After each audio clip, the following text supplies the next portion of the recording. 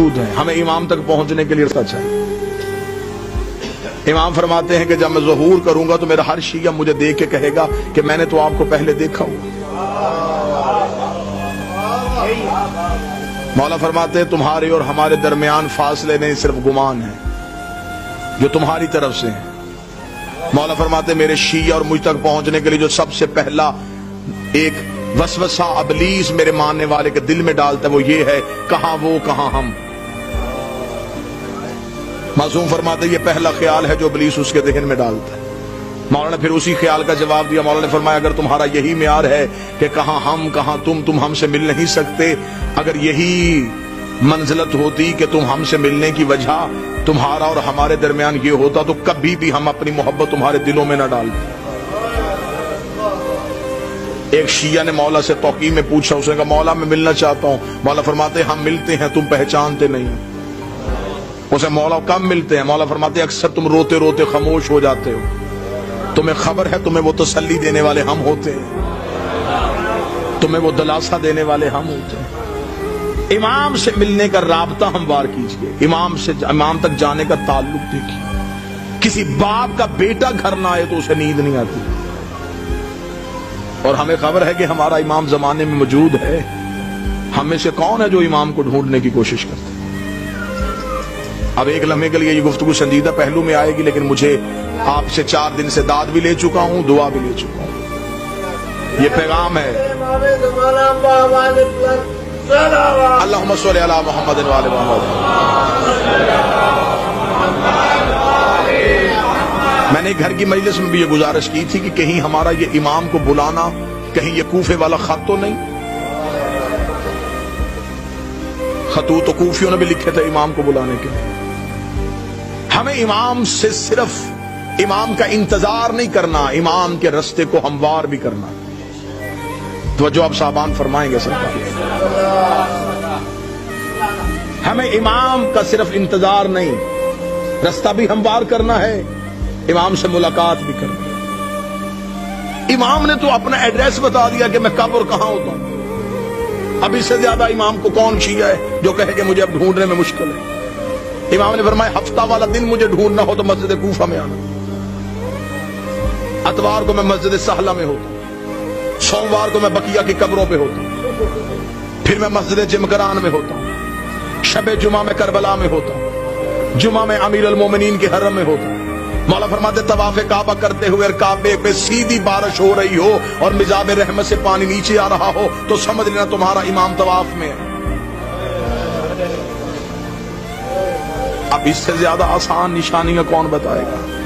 امام خود بتا گئے کہ میں اس وقت میں یہاں ہوں۔ پھر امام نے اگلی نشانی بتائی، امام نے کہا چل تو ہم سے محبت کا دعویٰ کرتا ہے نا، تجھے مجھ تک پہنچنے کی ضرورت نہیں، تو ہمیں بلا۔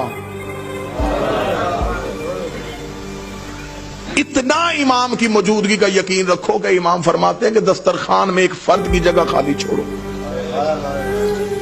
تمہارے گھر میں بچے پوچھیں گے جگہ کس کے لیے تو کہہ دینا ہمارا امام موجود ہے۔ عرب کی ایک مستور برقع پہن کے سوتی تھی، مستورات نے کہا کیوں برقع پہن کے سوتی ہے؟ اسے کہا امام کا ظہور ہو گیا، برقع ڈھونڈوں گی یا امام کے لشکر میں جاؤں گی؟ ملاقات با امام زمانہ حسن ابتہی 2 جلدوں میں کتابیں لکھی ہوئی ہیں۔ کتنے لوگ ہیں جو امام سے ملاقات کر چکے ہیں؟ ایک عراق کا رہنے والا شیعہ ہر روز گھوڑا لے کے چوک میں تلوار لے کے کھڑا ہو جاتا، لوگ پوچھتے کیوں کھڑا ہے یہاں پہ؟ اس کا امام کا انتظار کرنا۔ لوگوں نے اسے پاگل تصور کرنا شروع کر دیا۔ ایک دن کسی نے مذاق میں کہا تو یہاں کھڑا ہے، امام تو وہاں آ چکے ہیں۔ اس نے اپنے گھوڑے کا رخ موڑا، دوڑا اور پھر کبھی بھی واپس نہ آیا۔ یقیناً وہ امام کے لشکر میں شامل ہے۔ امام تو ہمارے اتنا کر۔ ایک شخص نے ایک عارف سے آ کے شقیق نے کہا کہ میں مولا سے ملنا چاہتا ہوں، مجھے کوئی عمل بتائیے جو میں کروں اور امام سے ملاقات ہوں۔ موضوع پسند ہے سرکار؟ یا علی مشکلوں کا پوچھو، مجھے کوئی عمل بتائیے میں مولا سے مل سکوں۔ انہوں نے کہا عمل یہ ہے کہ رات کو تیز نمک والا کھانا کھا کے سونا۔ اس نے کہا کیوں؟ فرمایا بس تیز نمک والا کھانا کھا کے سو گیا، صبح آیا میں سو گیا تھا رات، لیکن زیارت نہیں ہوئی. اسے کہا خواب میں کیا دیکھتا رہا؟ اسے کہا پانی. اس لیے کہ میرے دل میں پانی کی طلب تھی. اسے کہا جتنی طلب تیرے دل میں پانی کی تھی اتنی امام کی کر ملاقات ہو جائے گی. شدت پیدا کر امام سے ملنے کی، خواہش پیدا کر امام سے. ایک شخص کو خبر ہوئی کہ کربلا میں مولا امام حسین کے حرم میں جو 40 روز زیارت عاشورہ پڑھے امام اس سے مل لیتے ہیں. اور یہ آج بھی ہے، منقول ہے روایات میں کہ حرم امام حسین میں زیارت عاشورہ کا 40 روز کا عمل کیا جائے تو امام مل لیتے ہیں. وہ 40 روز زیارت عاشورہ کا عمل کرنے کے لیے چلا گیا. جیسے جیسے دن گزرتے گئے ذہن میں اعتماد ختم ہوتا رہا کہ نہیں، ملاقات نہیں ہو سکتی، میں اس قابل نہیں ہوں، میں گنہگار ہوں، وہ مجھ سے نہیں ملیں گے. بس یہ اعتماد کم ہوتا گیا. دن قریب آنے شروع ہو گئے. ذہن میں آیا گھر واپس چلا جاؤں، بچے اکیلے ہوں گے، کاروبار تباہ ہو رہا ہوگا. گھوڑے پہ بیٹھا اور حدود حرم سے نکلا. جب وہ کربلا سے نکل رہا تو گھوڑا سوار اس کے ساتھ چلا. گھوڑا سوار کی آواز آئی کہاں جا رہا ہے؟ کہنے لگا کوفہ. کس رستے سے جائے گا، خشکی کے یا فرات کے؟ کہنے لگا خشکی کے رستے. گھوڑا سوار کی آواز ہے پھر کوفہ میں ایک میرا کام کرے گا، ایک امانت ہے، وہ کوفہ میں ایک شخص کو دے دینا. کہنے لگا کیا امانت ہے؟ کوفہ میں ایک ریان نامی شخص رہتا ہے، اسے یہ 40 دینار دے دینا. جب تو اس کے دروازے پہ جائے گا، دستک دے گا، صبح کا وقت ہوگا، وہ دروازہ کھولے گا، اس کے بازوؤں پہ خون کے چھینٹے ہوں گے. پریشان نہ ہونا، وہ قصاب ہے، صبح صبح جانور ذبح کرتا ہے. ذہن میں پھر نہ آیا کہ جو پہنچنے سے پہلے وجہ بتا رہا ہے.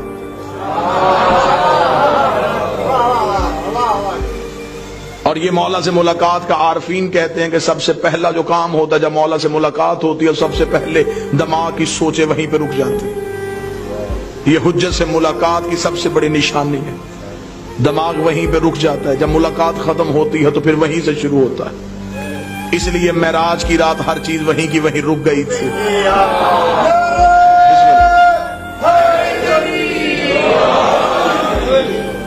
اب جب گھوڑا سوار واپس پلٹا تو اس نے آواز دے کے کہا، اس نے کہا اگر وہ پوچھے یہ کس نے دیے ہیں تو اپنا نام تو بتائیے. گھوڑا سوار کی آواز ہے کہہ دینا بقیہ نے دیے. میرے مالک کا لقب ہے بقیت اللہ. چلا گیا، جا کے کوفہ میں صبح پہنچا. اسی قصاب کے دروازے پہ دستک دی، اندر سے وہی شخص نکلا، بازوؤں پہ خون کے چھینٹے. دیکھیں گے مجھے خبر ہے تو صبح صبح جانور ذبح کر رہا ہے. کہاں سے آیا؟ کہنے لگا کربلا سے آیا ہوں. تو میرے دروازے پہ کیوں آیا ہے؟ میرے پاس تیری ایک امانت ہے، یہ 40 دینار کسی نے کربلا سے دیے، اسے کر ریان کو دے دینا. آنکھیں کھلی کی کھلی رکھ، رک یہیں پہ. اندر گیا، لباس تبدیل کیا، وضو کر کے باہر آیا. کیا کہ زحمت ہوئی تجھے میرے دروازے پہ، میں معذرت چاہتا ہوں، تجھے اپنے دروازے پہ روک کے رکھا. میں لباس تبدیل کر چکا ہوں، وضو کر چکا ہوں. تھوڑی دیر کے لیے گھوڑے سے اتر، مجھے وہ آنکھیں چومنے دے جس سے تو نے مولا کو دیکھا ہے. مجھے وہ ہاتھ چومنے دے جس سے تو نے مولا کو ہاتھوں کو ہاتھ لگائے. یہ پریشان ہو گیا تھا کون سے مولا ہے؟ اسے کہا یہ کیا تمہیں صاحب الامر نے نہیں دی گئی؟ کہنے لگا کون سے صاحب العصر؟ کیا وہ امام زمان تھے؟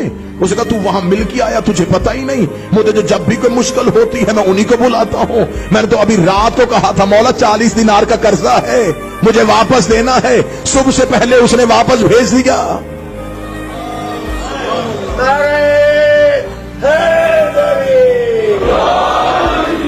مولا فرماتے اتنا مجھ پہ یقین کرو. جب تمہارا یقین اتنا بڑھ جائے گا پھر تم اپنی مشکل کسی کو بتاؤ گے نہیں. اب یہ محبت کا معیار ہے. امام فرماتے میرے شیعوں مجھ سے رات کو سرگوشیاں کیا کرو. سرگوشی کیا تکیے کے سر رکھ کے اپنے دکھ مجھے سنایا کرو. امام فرماتے تو تکیے پہ سر رکھ کے مجھے اپنے دکھ سنا کے سو جا. صبح کا سورج طلوع ہونے سے پہلے تیرے دکھ نہ ٹالو، مجھے بطول کا لال نہ کہنا. تو مجھ پہ اعتماد تو کرو، تو مجھ پہ یقین تو کرو، تو مجھ تک پہنچنے کا رستہ تو تلاش کرو. امام فرماتے ہیں میرا شیعہ وہ ہے جو میرا ظہور ہر روز مانگے. وہ ساری زندگی اس کی حالت ایسی رہے جیسے اس کی کوئی چیز گم ہو چکی ہے اور وہ اسے ڈھونڈ رہا ہے. شیعہ بھی اور اسے یہ بھی پتا ہو کہ میرے وقت کا امام کہیں نہ کہیں خون رو رہا ہے. پھر اس کے دل میں یہ طلب ہونی چاہیے کہ میں امام تک کسی نہ کسی طریقے سے پہنچوں. ملاقات امام سے ہے. قبلہ تشریف فرمائے ملاقات ممکن بھی ہے. ہاں امام ملتے ہیں ہر کسی سے اس کی معرفت کے مطابق، اس کے عرفان کے مطابق. آئیں گے ضرور، بلاؤ صحیح، آئیں گے ضرور. چلے میں تحفہ دوں آج کی آخری مجلس میں، ہدیہ دوں. مولا فرماتے جس دن تم چاہو کہ تم مرنا نہیں چاہتے، جس دن تمہارا جی زندہ رہنے کے لیے ہو کہ آج میں زندہ رہنا چاہتا ہوں، عمل یہ ہے مولا فرماتے اس روز آنکھ کھلے تو اٹھتے ہی، بلکہ یہ روز کا معمول بناؤ، آنکھ کھلتے ہی السلام علیکم یا صاحب العصر والزمان، اے میرے وقت کے امام تجھ میں میرا سلام. اللہم صلی علی محمد وعلی سائل نے کہا مولا کریں گے سلام تو موت کیسے نہیں آئے گی؟ امام نے فرمایا سلام سنت ہے، جواب دینا واجب ہے. تم سلام کرو گے وہ جہاں بھی ہے واپسی میں جواب دے گا علیک السلام. جب وہ کہہ دے سلامتی ہو تو پھر موت کیسے آ سکتی؟ اب امام تک پہنچنے کا رستہ کس نے تعین کرنا ہے؟ جب حجت موجود ہو تو پھر ہمیں غیر کے دروازے پہ جھکنے کی ضرورت نہیں رہی. سرکار اب ہمارا امام تک پہنچنے کا ایک ہی ذریعہ ہے، اپنے توکل کو بلند کیجئے، اپنے اعتماد کو بحال کیجئے، یقین کی منزل پہ آئیے اور یہ یقین رکھیے کہ ہمارے وارث موجود ہیں، ہمارے امام ہمیں دیکھ رہے ہیں. جب یہ یقین آ جائے گا نا کہ امام موجود بھی ہیں دیکھ بھی رہے ہیں، پھر گناہ کون کرے؟ جو بیٹا باپ کے سامنے سگریٹ نہیں پیتا، جب اسے یہ ذہن میں ہو کہ میرا امام موجود ہے، پھر وہ غلطی کیسے کرے؟ لیکن ہم نے اپنے اندر سے وہ یقین ختم کر لیا ہے. ہم سمجھتے ہیں کہ امام ہے بس آ جائیں گے، آ کے ہمارا بھی انتقام لیں گے، اپنا بھی انتقام لیں گے. امام کو ایسے نوکر نہیں چاہیے، امام کو ایسے چاہیے جو آج بھی امام کے عشق میں ویسے کھڑے ہوں جیسے امام کے قیام پہ کھڑے ہونا. ہم ظہور کے بالکل قریب ہیں، اور یہ جو آج چھوٹے چھوٹے مسئلے مسائل، یہ مسئلہ وہ مسئلہ، یہ مسئلہ وہ مسئلہ، یہ مسئلے نہیں ہیں، یہ امام کا چھان بریک ہو رہا ہے.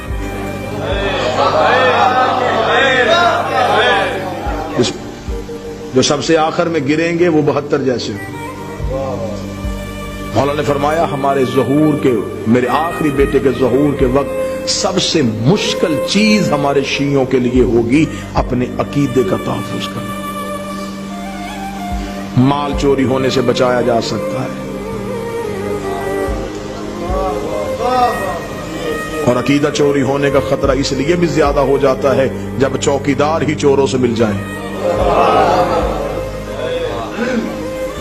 عقائد حقہ کا تحفظ کرنا. ہم حجت کے قریب جا رہے ہیں. مولا فرماتے جب میرے شیعوں کے روزانہ کے اعمال میرے سامنے آتے ہیں تو آپ یہ جملہ سمجھیے گا، اور اس کے بعد پھر گناہ کرتے ہوئے ایک بات ذہن میں، یہ میری روایت کو ضرور آنے دیجیے.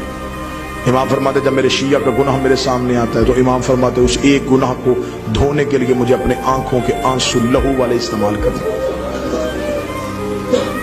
مولا اپنے آنسوؤں سے اس شیعہ کے اس گناہ کو دھوتے، دھو کے کہتے ہیں میرے اللہ یہ مجھ سے محبت کرتا تھا، بے خبری میں گناہ کر گیا. اس لیے مولا نے فرمایا میرے شیعوں ہمارے لیے شہرت کا باعث بننا، میری آنکھ میں آنسو کا باعث نہ بننا.